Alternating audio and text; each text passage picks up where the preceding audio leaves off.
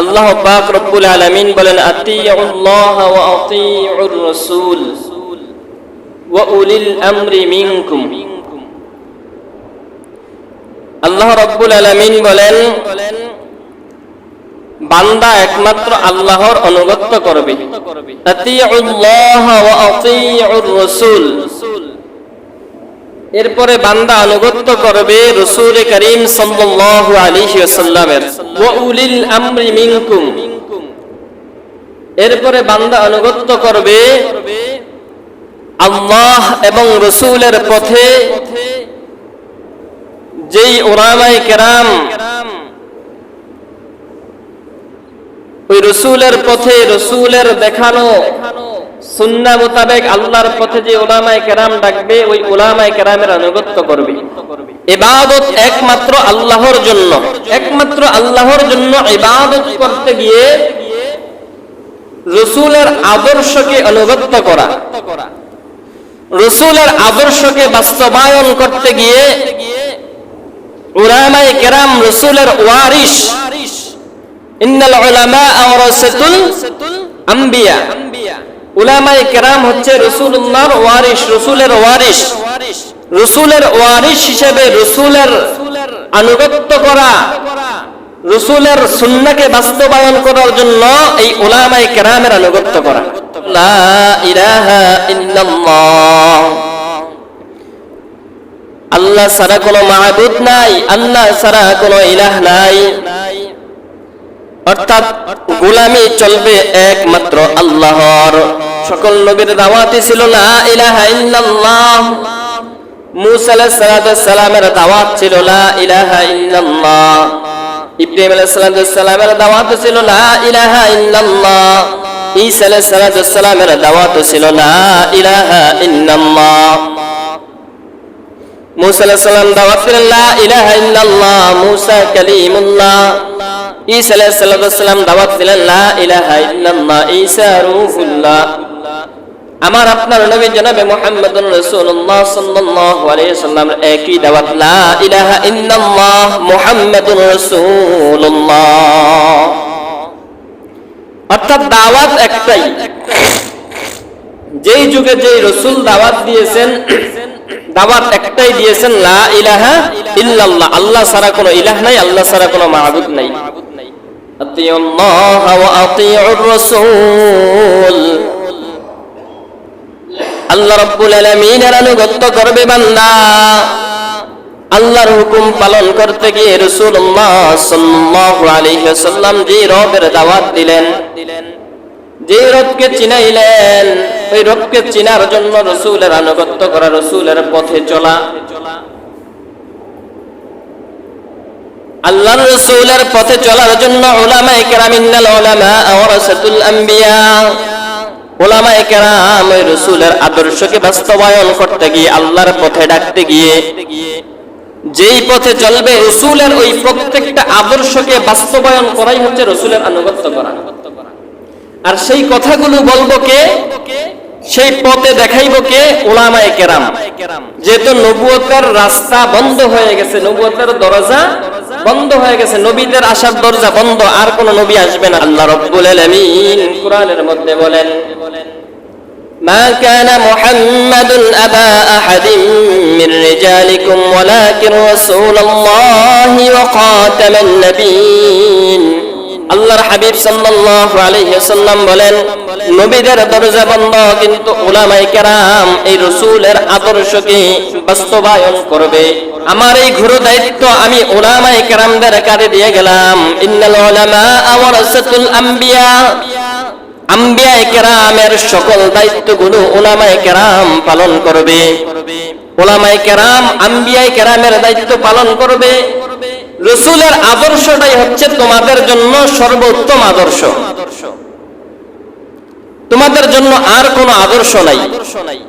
আদর্শ একটাই, রাসূলের আদর্শ। আজকে যদি রাসূলুল্লাহ সাল্লাল্লাহু আলাইহি ওয়াসাল্লামের আদর্শে যদি আমরা আদর্শবান হতে পারি, রাসূলুল্লাহ সাল্লাল্লাহু আলাইহি ওয়াসাল্লামের সুন্নাহ মোতাবেক যদি আমাদের জীবনটাকে করতে পারি, রাসূলুল্লাহ সাল্লাল্লাহু আলাইহি ওয়াসাল্লামের আদর্শ মোতাবেক যদি নিজের পরিবারটাকে গঠন করতে পারি, এজন্য আল্লাহ রাব্বুল আলামিন বলেন রাসূলুল্লাহ সাল্লাল্লাহু আলাইহি ওয়াসাল্লামের চরিত্র আর আদর্শটা তোমাদের জন্য উত্তম আদর্শ। রাসূলের চরিত্র আর রাসূলের আদর্শটা তোমাদের জন্য উত্তম আদর্শ। লাকাদ কানা লাকুম ফি রাসূলিল্লাহি উসওয়াতুন হাসানাহ, এটাই তোমাদের জন্য উত্তম আদর্শ। আল্লাহর হাবিব সাল্লাল্লাহু আলাইহি ওয়াসাল্লাম বলেন খায়রুকুম মান তাআল্লামাল কুরআনা ওয়া আল্লামা, আর তোমাদের মধ্যে থেকে সর্বোত্তম হচ্ছে ওই ব্যক্তি যিনি কোরআন মাজিদ শিক্ষা করে এবং শিক্ষা দেয়।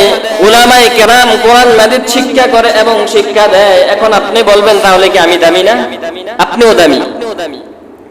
আপনি তখনই দামি যখন আপনি কোরআন শিখার জন্য আগ্রহ দেখাইবেন, কোরআন শিখার জন্য তালিবুল ইলম হইবেন। আপনার মধ্যে কোরআন শিক্ষা এবং শিক্ষা দেওয়া এর অর্থ হচ্ছে কোরআনকে মানা, যে কোরআন মানে এবং অপরকে এই কোরআনের দাওয়াত দেয়। আল্লাহ রাব্বুল আলামিন অন্য আয়াতের মধ্যে বলেন ومن أحسن قولا ممن دعا إلى الله وعمل صالحا وقال إنني من المسلمين, তার চাইতে ভালো মানুষ আর কি হতে পারে যে নিজে আমল করে এবং সৎ কাজ করে এবং সৎ কাজের দিকে ডাকে। ভালো কাজ করেন এবং অপরকে ভালো কাজের দিকে ডাকেন, এবং আপনি যেই কোনো ইবাদত করেন, যেই কোনো আমল করেন এবং সকলকে ওই ভালো আমলের দিকে ডাকেন। শুধু দাঁড়িয়ে রাখার টুপি পরাটাই মুসলমান পরিচয় দেওয়ার জন্য যথেষ্ট নয়। হিন্দুরা দাঁড়িয়ে রাখে না? হ্যাঁ, রবি ঠাকুর দাঁড়িয়ে ছিল না? আমার আপনার থেকেও বড় ঈমান আছে, তাহলে দাঁড়িয়ে রাখলে ঈমানদার হওয়া যায় না। নামাজ একটা গুরুত্বপূর্ণ ইবাদত। আল্লাহর হাবিব সাল্লাল্লাহু আলাইহি ওয়াসাল্লাম বলেন একজন মুমিন আর একজন মুশরিকের মধ্যে পার্থক্য করে দেয় সালাত, নামাজ। সূরা ফাতিহার মধ্যে আমরা পড়ি না ইহদিনাস সিরাতাল মুস্তাকিম, আল্লাহ আমাকে আপনি সরল সঠিক পথে পরিচালিত করেন। এইজন্য সরল সঠিক পথে চলতে হবে। নামাজ পড়লে ঈমানদার নয়, দাঁড়িয়ে রাখলে ঈমানদার হওয়া যায় না। দাঁড়িয়ে রাখা ওয়াজিব, কিন্তু দাঁড়িয়ে রাখলে সে ঈমানদার নয়। চোরেও তো নামাজ পড়ে না, মসজিদে আসে নামাজ পড়ার পরে জুতা নিয়ে যায়। আল্লাহর হাবিব সাল্লাল্লাহু আলাইহি ওয়াসাল্লামের আদর্শটা হচ্ছে উম্মতের জন্য শ্রেষ্ঠ আদর্শ।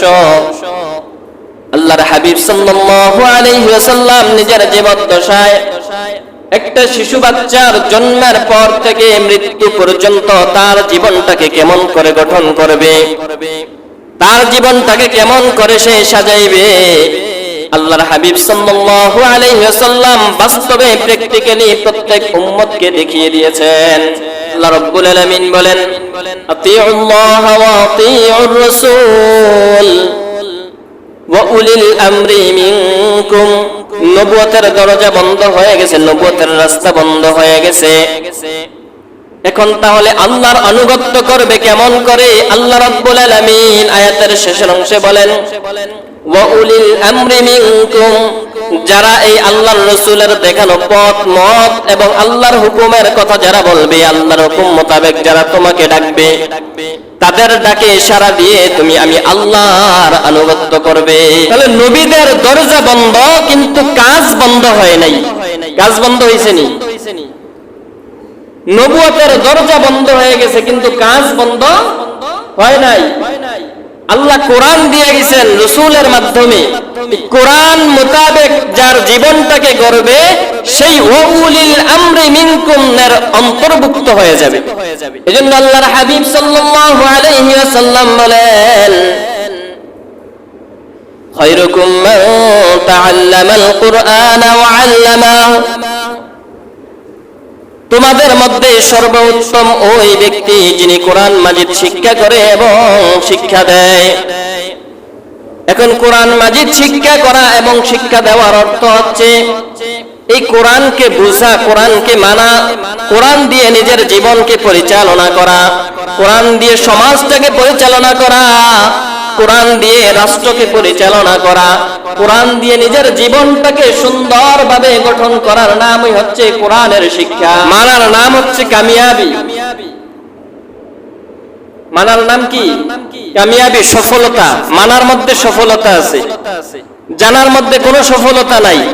আপনি জানেন অনেক কিছু, একজন বিজ্ঞানী সে জানে কিভাবে কি তৈরি করতে হবে, কিভাবে বিমান বানাতে হবে, কিভাবে মোবাইল আবিষ্কার করতে হবে, কিভাবে কম্পিউটার আবিষ্কার করতে হবে, সে জানে। যদি না বানায়, অর্থাৎ বানানোটাই হচ্ছে কি মানা, সে যদি না বানায়, আপনি আমি কোনোদিন কম্পিউটার পাইতাম? সে জানে যে কিভাবে বানাতে হবে, মোবাইল আবিষ্কার করছে, যাই না নাকি না যাই না, আগে জানছে তারপরে মানছে। এই মানার পরে কামিয়াব হয়েছে, অর্থাৎ সফলতা পাইছে। আপনি আমি সবাই সফল হয়েছি। ঠিক কোরআনের ক্ষেত্রেও তাই। কোরআন যদি আপনি আমি জানার পরে যদি মানি, তাহলে আমার আপনার মধ্যে কামিয়াবি আসবে, সফলতা আসবে। যদি না মানি তাহলে কখনো সফলতা আসবে না। আপনি যতটুকু জানেন, আল্লাহ আপনাকে একটা ব্রেন দিয়েছে, বিবেক দিয়েছে। এই যে বিবেকের কারণে আপনি আমি বুঝি যে কোন কথাটা আমার জন্য আদব আর কোন কথাটা বেয়াদবি। বুঝি না এতটুকু? আমরা এতটুকু বুঝি। অর্থাৎ আপনি এই যে বুঝেন কোন কথাটা বেয়াদবি হবে আর কোন কথাটা আদব হবে, এই বুঝটা দিছে কি? হ্যাঁ, আল্লাহ দিছে। এই বুঝটা আল্লাহ দিছে।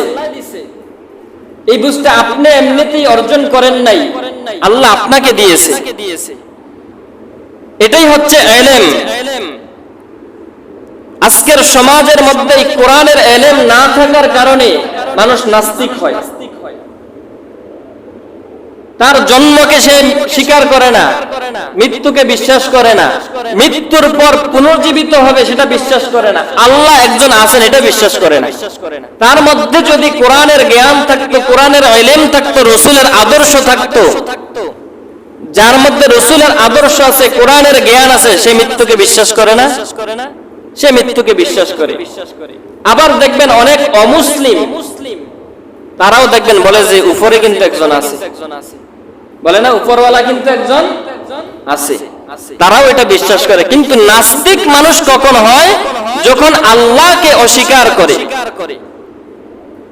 যখন কোরআনকে অস্বীকার করে, তখন মানুষ নাস্তিক হয়ে যায়। কিন্তু আমাদের দেশে নাস্তিক গুলো তো এসে নামদারি মুসলমান, কিন্তু নাস্তিকের কোনো ধর্ম নাই। নাস্তিকের কি নাই?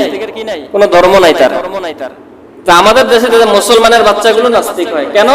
কারণ মা বাবা তাকে ওই এলেমটা, ওই জ্ঞানটা তাকে দিতে পারে নাই। এর জন্য আল্লাহর কাছে কিন্তু ওই মা বাবাকেও জবাবদিহিতা করতে হবে। আদব নাই, আখলাক নাই, চরিত্র নাই। আল্লাহ রাব্বুল আলামিন এজন্য বলেছেন রাসূলের চরিত্রটাই হচ্ছে কি? উম্মতের জন্য উত্তম চরিত্র। অর্থাৎ রাসূলকে অনুসরণ করা, রাসূলের ইত্তেবা করা। কুল ইন কুনতুম তুহিব্বুনাল্লাহ ফাত্তাবিউনি ইউহিব্বুকুমুল্লাহ ওয়া ইয়াগফির লাকুম যুনুবাকুম আল্লাহু গফুরুর রহিম। আল্লাহ রাব্বুল আলামিন অন্য আয়াতের মধ্যে বলেন, যদি আমাকে পেতে চাও আমার রাসূলকে অনুসরণ করো, আমার রাসূলের ইত্তেবা করো। যদি আমার নৈকট্য লাভ করতে চাও আমার রাসূলের ইত্তেবা করো। আর আল্লাহর হাবিব সাল্লাল্লাহু আলাইহি ওয়াসাল্লাম বলেন, ইন্নাল উলামা ওয়ারাসাতুল আম্বিয়া। আমি যখন থাকবো না তখন আমাকে তোমরা পাইবা কোথায়? আমাকে অনুসরণ করবা কিভাবে? উলামায়ে কেরাম, হক্কানি উলামায়ে কেরাম যারা কোরআন দিয়ে যার জীবনকে গড়ে, ওই উলামায়ে কেরামের অনুসরণ করবা। আমাদের মধ্যে আদব এখন নাই। মুরব্বির একটা কথা বলে দেখবেন যে পাপ বাপরেও ছাড়ে না, পাপ বাপেরও কি করে না? ছাড়ে না। দিনের পর দিন, বছরের পর বছর, মাসের পর মাস উলামায়ে কেরাম নির্যাতিত, নিপীড়িত হয়েছে, কিন্তু ক্ষমতাশীল কেউ কখনো একটা কথা ন্যায়ের পক্ষে বলে নাই। বলছেনি? ভয় পান? বলছে কেউ ন্যায়ের পক্ষে কথা বলছে? যাই উলামায়ে কেরামদের মধ্য থেকে যদিও কেউ বলেছে, তাদেরকেও বাধা দেওয়া হয়েছে। কখনো মসজিদের মেম্বারে, কখনো ওয়াজের প্যান্ডেলে, বিভিন্ন ভাবে সোশ্যাল মিডিয়ায় অনেকের অনেকভাবে বাধা দেওয়া হয়েছে। আজকে দেখেন আমাদের ছাত্র সমাজ, তারা আন্দোলন করেছে, দেশের ভাবমূর্তি পরিবর্তন করেছে, আলহামদুলিল্লাহ ভালো। এখন মানুষ স্বাধীনভাবে কথা বলতে পারে, এটা ভালো দিক। কিন্তু আমি একটা জিনিস লক্ষ্য করেছি, এর মধ্যে অনেক ছাত্র সমাজ তারা নিজের শিক্ষককে, যার কাছ থেকে সে শিক্ষা গ্রহণ করলো, এরকম শিক্ষকদেরকে বিভিন্নভাবে লাঞ্ছিত, অপমানিত করতেছে। এজন্য বলেছি যে পাপ বাপেরেও ছাড়ে না।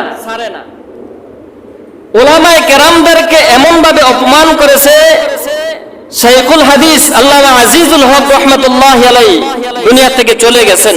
আল্লাহ তাকে জান্নাতের উঁচু মাকাম দান করুন, সকলে পড়ি আমিন। এত বড় একজন আলেম, তার দাড়ির মধ্যে ধরে তাকে টেনে হেসড়ে নেওয়া হয়েছে, অপমান করেছে। তাকে তো অপমান করে নাই, অপমান করছে রসুলের আদর্শকে অপমান করেছে।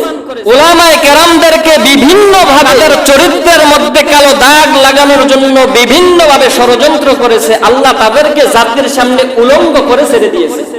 আল্লাহ ছাড় দেয় কিন্তু ছেড়ে দেন না। এজন্য যদি আজকে কোরআনের বিধান যদি থাকতো, কোরআনের হুকুমত যদি থাকতো, এই অন্যায়গুলো করতে পারতো। আবেগ কখনো কল্যাণ বয়ে আনে না, বিবেক মানুষকে কল্যাণের দ্বারপ্রান্তে নিয়ে যায়। আজকে আপনি উলামায়ে কেরামদেরকে অপমানিত করবেন, লাঞ্ছিত করবেন, কালকে আপনাকেও সেই লাঞ্ছনা ভোগ করতে হতে পারে। আমরা যারা নামাজ পড়াই, ইমামতি করি, আপনাদের সামনে কোরআন দিয়ে হাদিস দিয়ে কথা বলি, ভাই আমরা আপনাদের শত্রু না, আমরা আপনাদের শত্রু না। আপনাদেরকে কিভাবে দ্বীনের পথে আনা যায়, কিভাবে দ্বীনের কথাগুলো আপনাদের কাছে পৌঁছে দেওয়া যায়, সেই চেষ্টাটাই আমরা করি।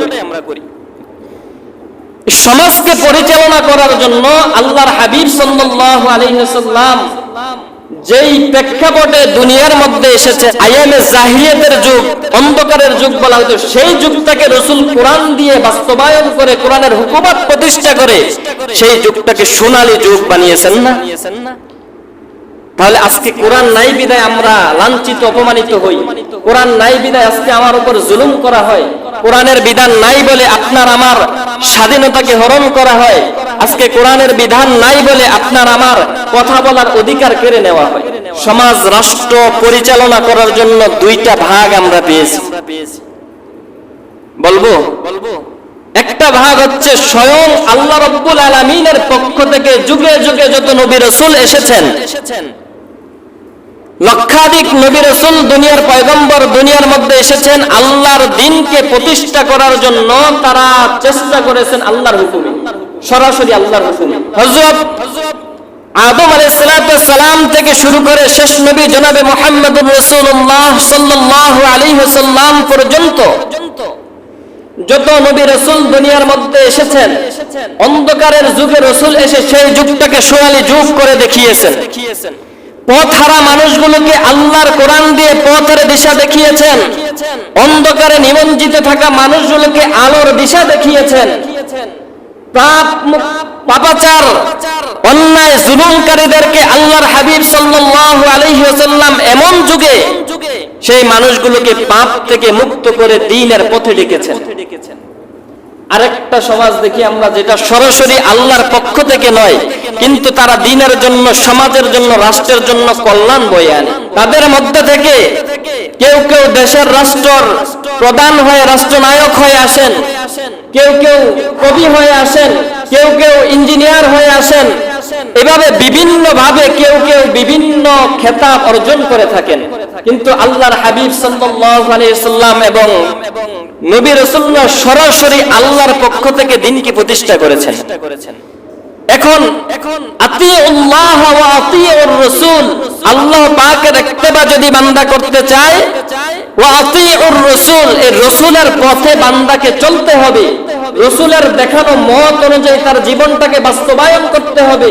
ওয়া উলিল আমরি মিনকুম, যেহেতু রাসূল এখন নাই, রাসূলের কথাগুলো দিয়ে উলামায়ে কেরাম বলবে, দ্বীনের পক্ষে যারা কথা বলবে, দ্বীনি শাসন যারা কায়েম করতে চাইবে, আল্লাহর জমিনের মধ্যে কোরআনের হুকুমত যারা প্রতিষ্ঠা করতে চাইবে, একজন মুসলমান হিসাবে আমার আপনার দায়িত্ব হচ্ছে তাদের অনুসরণ করা। কোরআনের কথা বললে আমাদের ভালো লাগে না, কারণ কোরআনের আইন তারাই চায় না যারা জালিম, কোরআনের আইন তারাই চায় না যারা দর্শনকারী, কোরআনের আইন তারাই চায় না যারা চোর, কোরআনের আইন তারাই চায় না যারা মাজলুমের উপর দিনের পর দিন জুলুম করার পরে তাদের ক্ষমতাকে অটল রাখতে চায়। কারণ তারাও জানে যদি কোরআনের আইন যদি প্রতিষ্ঠা হয়, তারপরে এই তাদের চুরের কারণে তাদের হাত আগে কাটা পড়বে কোরআনের আইনে। তারা জানে কোরআনের আইন যদি প্রতিষ্ঠা হয়, ডাকাতি করার কারণে, অন্যের উপরে জুলুম করার কারণে তাদের গলাতে আগে ফাঁসির কষ্ট জ্বলবে, তাদের গলায় ফাঁসির রশি পড়বে। এই জন্য তারা এটা চায় না। ক্ষমতার অপব্যবহার করা ভালো না। ক্ষমতা আল্লাহ কাউকে চিরস্থায়ী করে দেন না। নমরুদের ক্ষমতা কম ছিল না, ফিরআউনের ক্ষমতাও কম ছিল না, তারাও কিন্তু চিরস্থায়ী নয়। সবকিছুরই একটা উত্থান আছে, পতন আছে। এজন্য অতি আবেগপ্রবণ না হয়ে দেশের সম্পদ এবং দেশের মানুষের উপর যেন আমরা জুলুম না করি, এটা আল্লাহ সহ্য করবে না। কারণ যার উপরে জুলুম করা হয় সে হয় যায় মাজলুম, আর একজন মাজলুম ব্যক্তির দোয়া সরাসরি আল্লাহ কবুল করে নেন। তিনটা দোয়ার মধ্যে কোনো বাধা থাকে না, কোনো পর্দা থাকে না। এক নম্বর হচ্ছে যারা মাজলুম, যাদের উপরে নির্বিচারে তাদের উপরে জুলুম করা হয়, তারা মাজলুম। এই মাজলুম ব্যক্তির দোয়ার মধ্যে কোনো পর্দা থাকে না, সরাসরি আল্লাহর দরবারে কবুল হয়ে যায়। দ্বিতীয় নম্বর হচ্ছে মা বাবার দোয়া। মা বাবা যদি অন্তর থেকে সন্তানের জন্য যদি দোয়া করে, ওই দোয়া সরাসরি আল্লাহর দরবারে কবুল হয়ে যায়, এর মাঝে কোনো পর্দা থাকে না। তৃতীয় নম্বরে হচ্ছে মুসাফির। মুসাফির ব্যক্তি যখন দোয়া করে, আল্লাহর ওই দোয়ার মাঝে কোনো পর্দা থাকে না, সরাসরি আল্লাহর দরবারে কবুল হয়ে যায়। এজন্য ভাই কারো উপর জুলুম আমরা যাতে না করি, জুলুম যাতে আমরা না করি। আল্লাহ আমাদেরকে বিবেক দিয়েছেন, এই বিবেকটাকে কাজে লাগাই। জুলুমকারীকে আল্লাহ কখনোই পছন্দ করে না। আল্লাহর হাবিব সাল্লাল্লাহু আলাইহি ওয়াসাল্লাম রাষ্ট্রনায়ক ছিলেন না? ওমর ফারুক রাদিয়াল্লাহু তাআলা আনহু রাষ্ট্রনায়ক ছিলেন না? তারা তো সমাজকে, রাষ্ট্রকে পরিচালনা করেছে কোরআন দিয়ে। যারা রাষ্ট্রনায়ক হবে, যারা ক্ষমতায় আসবে, আল্লাহর হাবিব সাল্লাল্লাহু আলাইহি ওয়াসাল্লাম তাদেরকে বলেছেন তোমরা দেশের খাদেম হবে, শাসক হবে, কিন্তু শোষণকারী হবে না। এজন্য আল্লাহ রাব্বুল আলামিন দিনের পর দিন রাসূলুল্লাহ সাল্লাল্লাহু আলাইহি ওয়াসাল্লামকে দিয়ে এই দ্বীনের খেদমতগুলো করিয়েছেন, কষ্ট ভোগ করেছেন উম্মতকে শিক্ষা দেওয়ার জন্য। প্র্যাকটিক্যালি উম্মত কিভাবে দ্বীন পালন করবে, কিভাবে সুন্নাহ পালন করবে, আল্লাহর হাবিব সেটা আমাকে আপনাকে দেখিয়ে গেছেন। সেই কথাগুলি হাদিসের মধ্যে বর্ণনায় আসে, সেই কথাগুলি কোরআনের বিভিন্ন আয়াতের মধ্যে আসে। কিন্তু সেই কথাগুলো আমরা যখন কোরআনের তেলাওয়াত শুনি তখন বড় মজা লাগে, কিন্তু সেই আয়াতের ব্যাখ্যাগুলো শুনতে আমাদের ভালো লাগে না। এজন্য এমন কোন কাজ না করে যেটা একজন মাজলুমের উপর জুলুম হয়ে যায়, এটা যাতে আমরা কখনো না করি। এই যে আমরা পাশের দেশকে বন্ধু বলে মনে করি না? গাজওয়াতুল হিন্দ, মুসলমানদের সাথে অমুসলিমদের সাথে একটা যুদ্ধ হবে, হয়তো আল্লাহ ভালো জানে সেটা হয়তো অতি নিকটে। কারণ তারা যেভাবে মুসলমানদের উপর অত্যাচার, জুলুম, নির্যাতন, নিপীড়ন করতেছে, হয়তো বা আল্লাহ চাইলে খুব নিকটে সেই যুদ্ধ চলে আসতেছে। এর জন্য প্রত্যেক মুসলমানের ঈমান হেফাজত এবং স্বাধীনতা রক্ষার জন্য, দেশকে রক্ষার জন্য প্রত্যেক মুসলমানের তার দেশকে রক্ষা করা, তার মাটিকে রক্ষা করা, তার এটা ঈমানের দায়িত্ব। আজকে আমাদের নিরীহ মানুষদের মধ্যে পানি ছেড়ে দিয়ে বন্যা, মানুষ আজকে পানির জন্য কোথাও থাকার জায়গা পাইতেছে না, খাবার পাইতেছে না। কত মানুষের মধ্যে মারা গেছে, অনেকের লাশগুলো ভেসে ভেসে আসতেছে, দেখলে হৃদয়ের মধ্যে রক্তক্ষরণ হয়। এটাও তো জুলুম। তাদেরও পতন হবে অতি নিকটে ইনশাআল্লাহ। কারণ কোন জুলুমকারী মাজলুমের উপর জুলুম করতে করতে সে বেশি দিন টিকতে পারে না। আল্লাহ কিন্তু উপর একজন আছেন, মালিকি ইয়াউমিদ্দিন, শেষ বিচার দিবসের মালিক কিন্তু তিনি। এই যে কয়েকদিন আগে আরেকটা দেখছেন না, বিচারপতি মালিক। হ্যাঁ, এর মতো নিকৃষ্ট মানব হয়তো যদি জীবনে যদি আমরা শয়তান দেখতাম তার মতোই হইতো। এত মিথ্যাচার, এত জুলুম সে করেছে, লজ্জা নাই। কারণ যার ঈমান নাই তার লজ্জা নাই, যার লজ্জা নাই তার ঈমান নাই। আল্লাহ তাকেও কিন্তু ছেড়ে দেয় নাই। বিচারপতি সাধারণ কথা না। আপনি বিচার বিভাগীয় একজন শ্রেষ্ঠ মানুষ, আপনার একটা রায়ের মধ্যে কারো ফাঁসি হয়ে যায়, কারো মামলা খালাস হয়ে যায়, সেই আপনাকে আল্লাহ রাব্বুল আলামিন এমন জায়গায় নিয়ে আসছে, কলাপাতার মধ্যে শুয়ে রয়েছে। আমাদেরকে যারা বলতো যে ধর্ম নিয়ে ব্যবসা করে, আল্লাহ তাদেরকে দেখায় দিছে। ওলামায়ে কেরামদেরকে, কোরআনের পাখিদেরকে অপমান করেন না, আল্লাহ ছাড়বে না। একজন দাড়ি কামাইয়া ফলাইতে লইছে, তারেও আল্লাহ ছাড়ে নাই। আরেকজন দাড়ি রাইখা ফলাইতে লইছে, তারেও আল্লাহ ছাড়ে নাই। এজন্য আপনি জুলুম করবেন, কোথাও শান্তি পাইবেন না, দুনিয়ায়ও না আখিরাতেও না। মালিক ইয়াউমিদ্দিন, আল্লাহর কাছে আপনাকেও এই কাঠগড়ায় দাঁড়াতে হবে। এদেশের শ্রেষ্ঠ মুফাসসির, তাকে ফাঁসির আদেশ দেওয়া হয়েছে এই মানিককে, যার আলোচনা শুনে এই দেশের হাজার হাজার অমুসলিম ইসলাম ধর্ম গ্রহণ করেছে। আপনার আমার কথা কয়জন মুসলমান হয়েছে? আপনার আমার কথা কয়জন নামাজি হয়েছে? আপনার আমার কথা কয়জন এক ওয়াক্ত নামাজ পড়ছে?